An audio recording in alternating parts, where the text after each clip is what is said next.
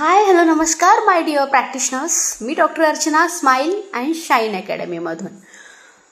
The longer I practice the lesser I believe that medicine is the only treatment. म्हणजे मला असं म्हणायचं आहे की आपण दिलेलं प्रिस्क्रिप्शन एक वेळेस पेशंट विसरेल, आपण दिलेली प्रोसिजर काही काळानंतर ते विसरतील, पण one thing they will never forget that how they felt in our consultation room. Along this beautiful journey of being a practitioner, I have realized one thing, that great practitioner just don't treat patients, just don't give treatment to the patient. They create an experience that patient never forget. They will always remember how they felt in your consultation room. So, याच विचाराला, याच थॉटला मी या principal म्हणून बघते आणि या प्रिन्सिपलला मी नाव दिलं आहे CARE, care principle. The care principle is not a marketing strategy, or this is not a business concept.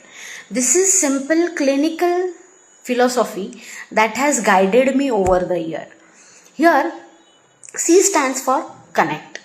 Connect with before connecting with the disease, you should connect with the human being. You should connect with the patient, because patient हा फक्त एक केस नसते, तर ते कुणाचे तरी बाबा असतात, कुणाची तरी आई, कुणाचं तरी भाऊ बहीण. म्हणजे ही or that patient, he or she is a human being, and one reassuring sentence, one smile, one eye contact can start healing before the medicine does.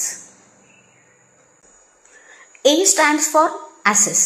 Information आज सगळ्यांकडेच आहे, गुगल आहे, सोशल मीडिया आहे, त्याच्यामुळे इन्फॉर्मेशन ही पेशंटकडेही आहे, पण clinical judgement that is still our responsibility. आणि म्हणूनच assess first and advise later. R stands for reason. Before giving any treatment to the patient, always explain why. त्याचा पेशंटना जेव्हा का समजतो ट्रीटमेंट मागचा, तेव्हा ट्रीटमेंट ॲक्सेप्टन्स वाढवण्यासाठी वेगळी तयारी करण्याची किंवा वेगळे प्रयत्न करण्याची अजिबात गरज पडत नाही, कारण patient don't resist treatment, they resist uncertainty. E stands for empower. After every consultation, patient should leave with more confidence than fear.